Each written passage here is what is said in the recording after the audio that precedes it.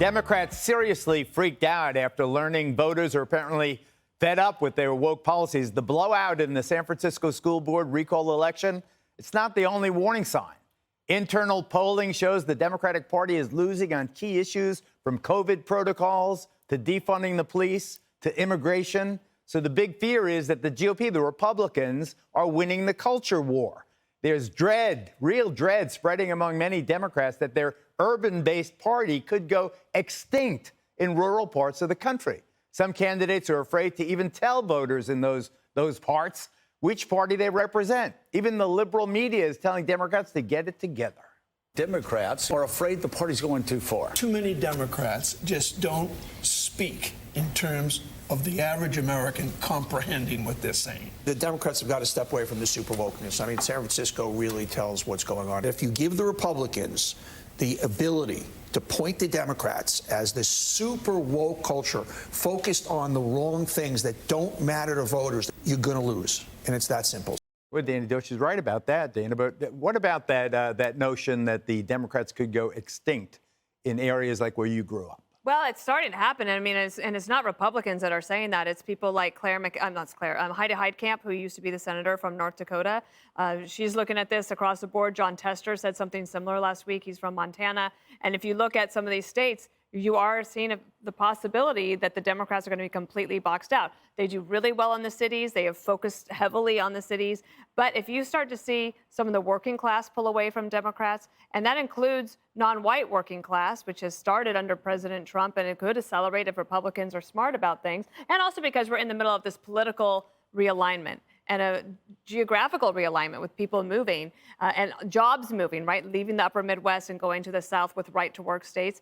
I don't think that the Democratic Party is going to go extinct, but they are at a point right now where you've seen this flip that Greg's been talking about for a long time, that all of a sudden the Republicans are for the working class and the Democrats are not, and the Democrats are for the elites, and it is a little bit mind-blowing, but you're seeing it every day. And I point out that, if you just look at the school board members that got recalled, that was 80% margin in San Francisco. So imagine in a swing county or a swing state. There's not that many left, but that margin is going to be just incredible for Republicans this year. Is it incredible, Judge? I mean, you're a politician. You were.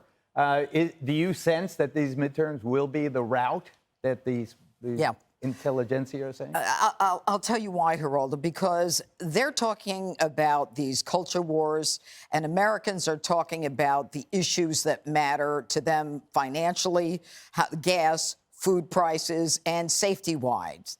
And so everything that the left is doing, from defunding the police to immigration, and by the way, January apparently was almost 200,000 people came through in January. I mean, the immigration, southern border. Yeah, the southern border. So, which is like double what it was the month before. So Americans are saying to themselves, we're feeding and housing and educating all these people. We can't afford to put food on the table. We can't afford the gas prices. And these people are talking about wokeness. Let me tell you, Virginia was a bellwether. This is a bellwether in San Francisco. And they want to say this is all because of Donald Trump.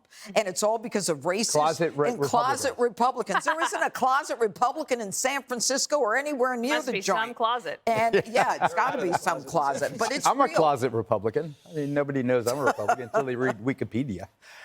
Preachy, judgmental, Greg. I mean, that's people get annoyed with that. Yeah, well, wokeism is not the opposite of any political party. It's the opposite of forgiveness.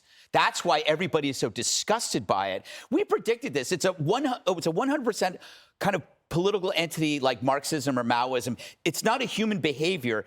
It's a construct that the human has to be forced into, right? That's why nobody likes it. But except for academics who live in some kind of abstract universe. And somehow this infection intimidated itself into the Democratic Party, but now it's eating the party from inside.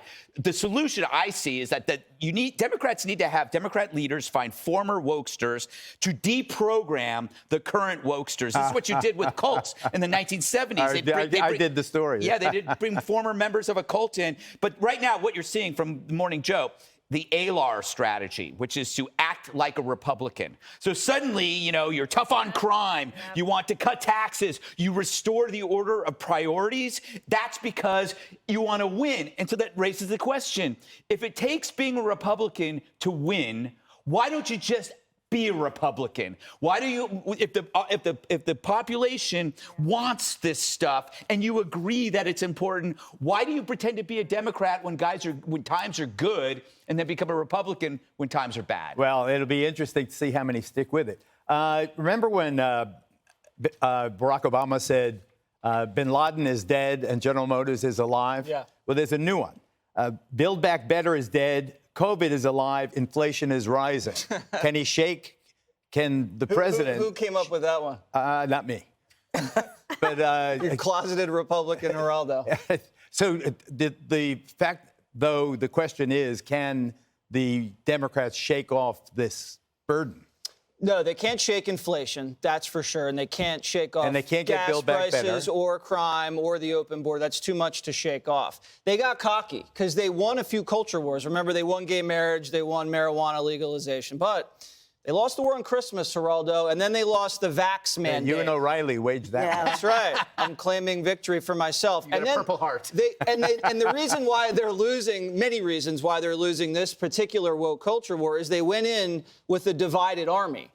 Most of the Democrats don't even want this crazy stuff. You think Charles Barkley, Chris Rock, Dave Chappelle, the guy on HBO, Bill Maher, these guys snicker behind the scenes at 37 genders. They're always taking pictures with police officers. They don't buy that garbage. White working class Democrats, black working class Democrats, they don't get into all this stuff. They just want safety and good schools and a regular life. The problem is you have this sliver of insanity, and that's mostly in college campuses, pundits on television in Congress, that push this wicked stuff, and they're so loud and obnoxious, the rest of the party is like, okay, just relax over here. And they don't want to say anything because they don't want to get canceled themselves. And now it's out of control. I think the real reason, besides Twitter, made people so crazy on the left, is COVID.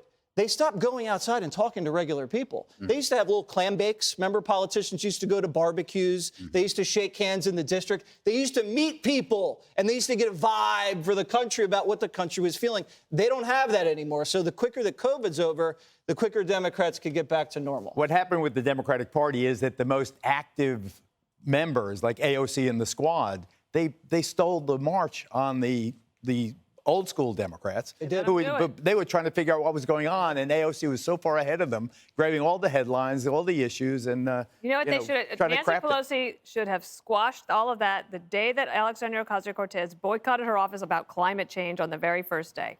They didn't do that. They accommodated her, and now they have to sit in this. Now they have to sit in it. Hey, Sean Hannity here. Hey, click here to subscribe to Fox News YouTube page and catch our hottest interviews and most compelling analysis. You will not get it anywhere else.